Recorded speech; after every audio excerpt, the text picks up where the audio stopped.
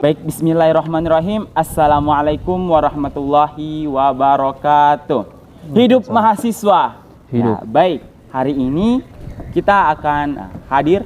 Dema Institut IAIN Bone menghadirkan sebuah program kerja, khususnya Kementerian Komunikasi dan Informasi menghadirkan program kerjanya, yakni Dema Institute Podcast Education. Nah, pada hari ini adalah hari yang luar biasa. Oleh karena itu, kita kedatangan tamu yang luar biasa pula. Biasa disebut sebagai mahasiswa nomor 1 di IAIN Bone itu sendiri, yang memiliki slogan sebagai Presiden Mahasiswa. Nah, telah hadir di tengah-tengah kita selaku Presiden Mahasiswa IAIN Bone tentunya. Mungkin bisa diawali dengan perkenalan dengan Presiden Mahasiswa kita. Bisa dibuka maskernya ya. Ya, oke. Bisa diperkenalkan namanya dan juga prodinya mungkin. Ya, saya izin buka masker. Ya. Jadi terima kasih atas kesempatan yang diberikan. Bismillahirrahmanirrahim. Kalau untuk nama, saya rasa banyak pamflet-pamflet yang sudah beredar persoalan nama saya. Tapi karena ini adalah kegiatan podcast, ya lebih baiknya juga memperkenalkan diri. Ya, betul sekali. Jadi perkenalkan, nama saya Muhammad Akbar. Jadi kebetulan saya kuliah di IAIN Bone. Dulu saya masuk tahun 2017. Pada saat itu masih Stain Watampo nih. Saya prodi Perbankan Syariah, Fakultas Ekonomi dan Bisnis Islam. Mungkin seperti itu ya, perkenalan awalnya. Perkenalan awalan kita untuk memulai pembicaraan kita pada hari ini. Nah, pada hari ini kita akan membahas seputar kehidupan Presiden Mahasiswa kita, dan tentunya sedikit membahas mengenai apa-apa yang terjadi dan juga keadaan kampus kita, yakni IAIN Bone nantinya. Nah, untuk pertanyaan pertama, untuk memulai perbincangan kita, yakni kita akan membicarakan sekitar pekerjaan Presiden Mahasiswa saat ini. Tentunya motivasi-motivasi yang ada untuk menjabat sebagai Presiden Mahasiswa. Nah, pertanyaan pertama yaitu, apa motivasi kakak maju sebagai Presma IAIN Bone? Bisa dijawab? Oh ya, kalau pertanyaannya apa motivasi untuk kenapa mau maju jadi Presma ataupun biasa dikenal Ketua Dema Institut, tentu tidak bisa dipungkiri bahwa untuk saya punya tujuan untuk memberikan suatu perubahan, karena melihat dari situasi dan kondisi yang kita hadapi dengan kebijakan-kebijakan yang keluar, misalnya pengalaman-pengalaman selama kita jadi mahasiswa biasa. Berkat pengalaman-pengalaman itu dan beberapa permasalahan-permasalahan yang timbul, itu yang salah satu yang memotivasi kemudian untuk saya ingin mencoba untuk memajukan diri. Tapi pada dasarnya sebenarnya saya tidak pernah berpikiran untuk kemudian bisa berada di tempat ini. Kalau punya cita-cita waktu mahasiswa baru misalnya, apalagi kalau pada saat opak ya, itu kalau kita lihat Presiden Mahasiswa, wah luar biasa sekali. Nah, itu pasti terbesit, jujur saya terbesit bahwa saya bisa seperti itu. Tapi untuk mau sekalinya sebenarnya tidak. Tapi berkat dukungan dan melihat pengalaman, belajar dari pengalaman dan problem yang ada, itu saya rasa jadi motivasi sehingga saya memutuskan untuk maju. Jadi itu adalah motivasi Presiden Mahasiswa kita untuk maju sebagai Presiden Mahasiswa. Sebenarnya tidak menggebu-gebu untuk menjadi Presiden Mahasiswa, akan tetapi karena beliau memiliki pengalaman di organisasi dan juga memang sudah jalannya untuk menjadi Presiden Mahasiswa IAIN Bone tentunya. Nah, kita melaju kepada pertanyaan kedua, yakni bagaimana rasanya menjabat sebagai Presiden Mahasiswa dari IAIN Bone, dan apa suka dukanya atau apa pengalamannya sampai sekarang menjabat sebagai Presma IAIN Bone? Jadi kalau ditanya persoalan bagaimana rasanya dan suka dukanya, saya rasa perlu diketahui bersama bahwa Presiden Mahasiswa atau yang dikenal sebagai Presiden Mahasiswa ataupun Ketua DMI itu apalagi kalau dihadapkan dengan kata presiden mahasiswa, jangan pernah sesekali untuk melihat hal itu seperti kita seorang presiden Indonesia misalnya, kayak Pak Jokowi. Jangan melihat seperti itu, karena pada dasarnya jadi presiden mahasiswa, kalau saya itu merupakan salah satu tanggung jawab yang dilimpahkan kepada kita membawa aspirasi-aspirasi mahasiswa yang ada. Kebetulan kita diberikan jalan, diberikan kesempatan untuk membawa aspirasi-aspirasi itu. Kalau berbicara persoalan rasanya bagaimana, saya rasanya biasa-biasa saja, dan tentu kalau merasa terbebani, ya tentu ada beban karena kita membawa kepercayaan dari mahasiswa, toh pasti ada beban. Kalau perasaan baiknya, yang pertama Yang pertama tentu ada yang misalnya saya agak dihormati lah. Kemudian yang kedua dianggap pintar misalnya.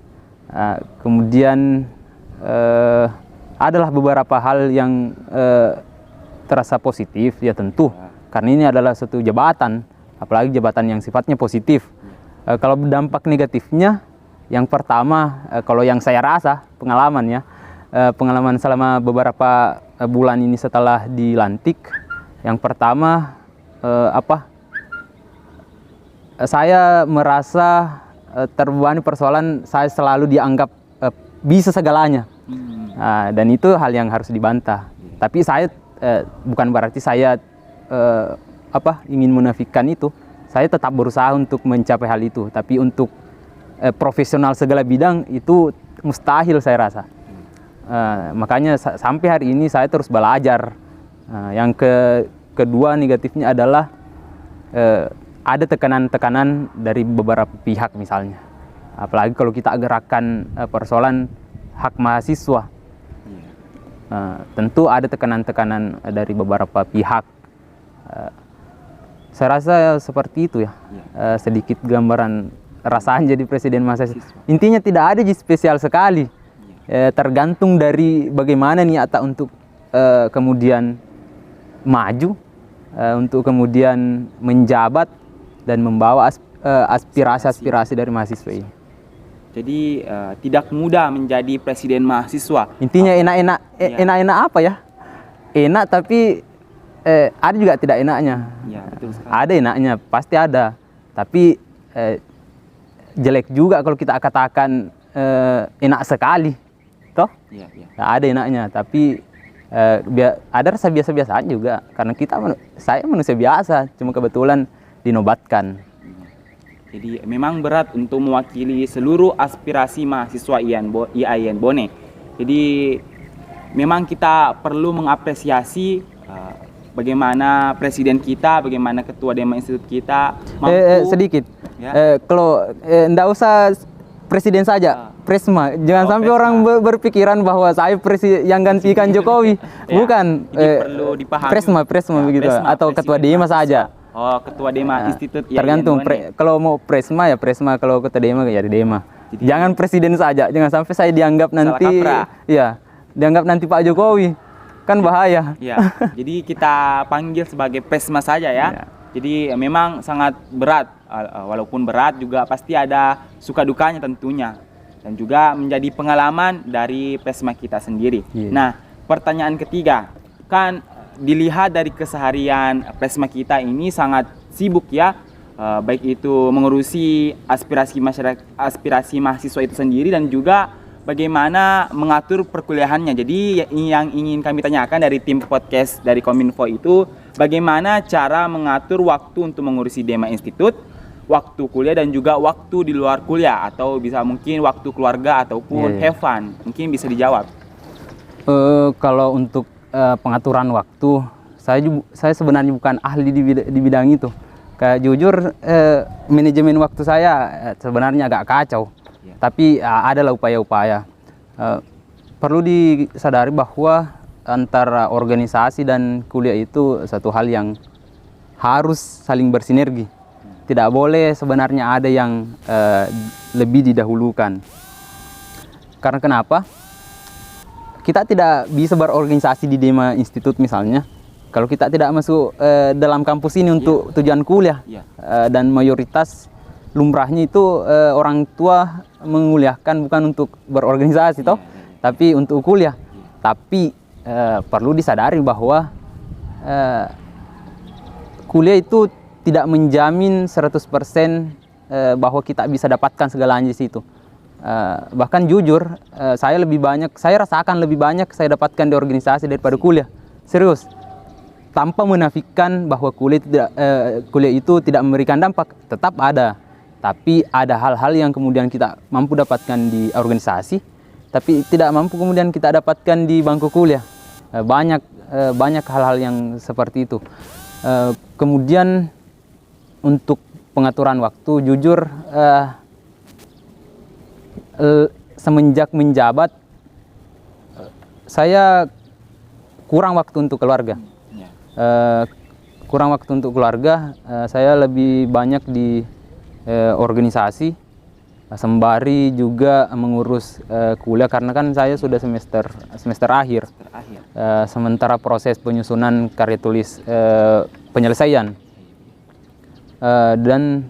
Tapi saya tetap usahakan untuk ada komunikasi dengan keluarga dan lain sebagainya, karena juga kan saya fokus sampai lupa keluarga kan, apa namanya ya, lupa ingatan atau apa. Intinya tetap ada berjalan seperti itu, tapi itu semenjak saya jadi ketua lembaga, mulai karena sebelumnya kan saya di forum kajian ilmiah, memang di situ sudah mulai ada pemfokusan waktu karena persoalan tanggung jawab, dan itu kalau berbicara tanggung jawab satu hal yang diemban dan harus betul-betul dipertanggungjawabkan, bukan cuma di dunia kan, dan jauh daripada itu di akhirat kelak.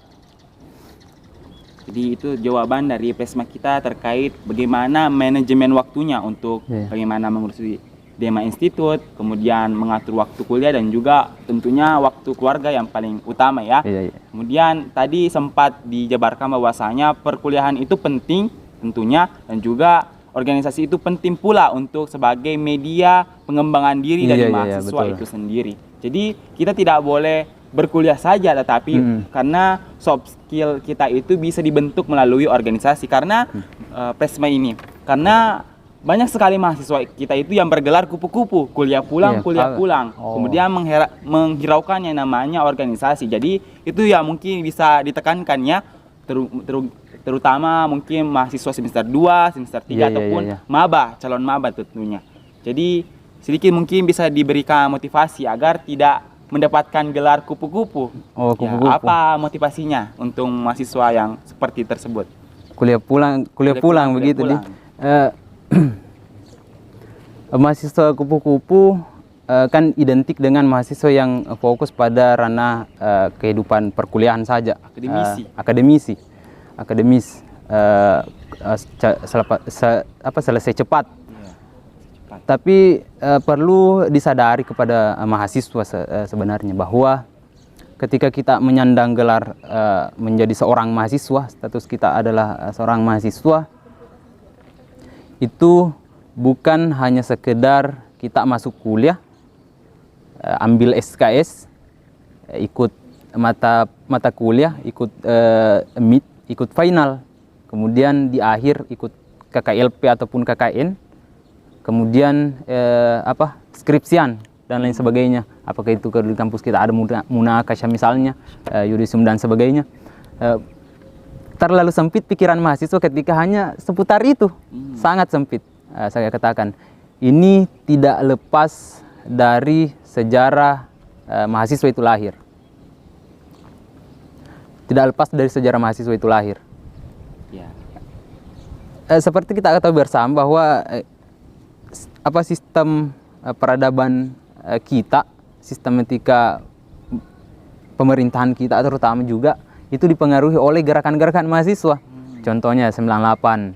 98 kan hasil gerakan mahasiswa, bahwa mahasiswa itu sadar mahasiswa itu sadar bahwa kita tidak boleh fokus hanya dalam hal menempuh perkuliahan saja. Ada hal yang harus dituntaskan di luar. Karena kalau bukan mahasiswa, siapa lagi? Kita kan kelompok masyarakat yang kebetulan dinobatkan sebagai kelompok masyarakat yang punya pendidikan tinggi, yang peka terhadap kondisi dan situasi yang ada. Dan perlu disadari bahwa mahasiswa itu tidak boleh merasa puas dengan realitas yang ada hari ini. Karena ketika mahasiswa puas dengan realitas yang ada hari ini, yang ada birokrasi, kemudian oknum-oknum pemerintahan itu akan semena-mena terhadap kebebasan-kebebasan yang ada. Dan itu tidak boleh biarkan. Nah, di situ peran mahasiswa selaku kelompok masyarakat yang dikatakan terdidik. Atau seperti itu. Jadi itu tadi motivasi untuk kita semua, terutama mahasiswa yang tidak memiliki simpati untuk berorganisasi. Jadi percuma kita bergaul dengan buku yang banyak, akan tetapi kita tidak peduli akan jeritan ataupun tangisan masyarakat yang berada di ujung sana. Nah, sedikit mungkin pertanyaan terakhir untuk pertemuan kita hari ini, yakni apa harapan Presma untuk Dema Institute ke depannya? Ya, jadi kalau untuk harapan, ini kan sementara proses pemenuhan harapan itu. Sebelum maju kan itu saya sudah menggantungkan harapan melalui visi misi. Di mana visi misinya kurang lebih bagaimana kampus kita itu bisa lebih progresif, didukung oleh kegiatan mahasiswanya, kompetitif dan humanis. Dan di sini kalau kita lihat kondisi hari ini kan kita banyak diserbu oleh paham-paham radikalis misalnya, kemudian isu-isu hoax misalnya. Maka dari itu upaya-upaya Dema hari ini adalah bagaimana menekankan moderasi beragama, kemudian bagaimana tetap mengembangkan sumber daya manusia yang ada di kampus IAIN Bone. Tapi ini tidak bisa serta-merta dicapai oleh Dema sendiri tanpa dukungan dari seluruh mahasiswa. Jadi seperti itu. Harapan Presiden mahasiswa kita untuk Dema ke depannya. Nah, sedikit juga. Ya. Ini persoalan aspirasi mahasiswa. Hari ini kita telah dihadapkan pada hari ataupun situasi momen-momen pembayaran UKT ya.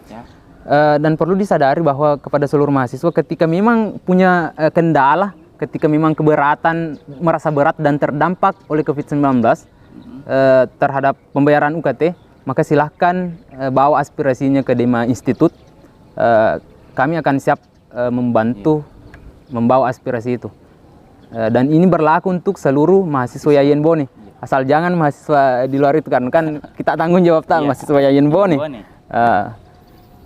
Mungkin seperti itu ya. Itu apalagi kan sekarang momennya pembayaran UKT, dan banyak saya dengar isu-isu bahwa banyak yang kesusahan bayar UKT. Ya, betul. Apalagi kalau semester akhir misalnya. Kenapa harus bayar UKT? Pertanyaan, kenapa harus bayar UKT di semester akhir padahal kita tidak belanja kuliah lagi? Masa kita data dari Kemenak misalnya 15 GB masa harganya 1.200.000, di counter itu harga data 15 GB itu paling 70 ribuan. Ini rasionya mana kira-kira? 15 GB 1.200.000. Kan menyedihkan sekali. Bengkok logikanya. Ya mungkin itu. Ya, mungkin itu ya. Jadi bisa dicatat bagi mahasiswa yang mengalami kesusahan, kesulitan selama era COVID-19 itu sendiri. Jadi itulah tadi bincang-bincang kita bersama Presiden mahasiswa kita, bersama mahasiswa nomor 1 IAIN Bone tentunya. Jadi mungkin nanti podcast selanjutnya dari Kominfo akan kita lanjutkan. Jadi stay tune di video kami dan tetap saksikan ya Presma. Jadi masih banyak bintang tamu spesial yang akan kita kulik mengenai kehidupan mahasiswa dan juga kampus hijau kita IAIN Bone tentunya. Jadi sedikit penutup dari saya Wardi Saputra selaku pembawa acara kita pada hari ini berpesan kepada mahasiswa agar tidak henti-hentinya belajar dan juga peka terhadap keadaan yang ada. Jadi itu saja bincang-bincang kita bersama Presiden mahasiswa kita. Dema Institute 2021 memiliki slogan yaitu progresif, humanis, dan kompetitif tentunya. Jadi mungkin bisa diselaraskan dan juga dapat realisasikan tentunya. Amin. Mungkin itu saja bincang-bincang kita hari ini. Wallahul muwaffiq ila aqwamit thoriq. Wassalamualaikum warahmatullahi wabarakatuh. Waalaikumsalam Hidup warahmatullahi mahasiswa. Hidup.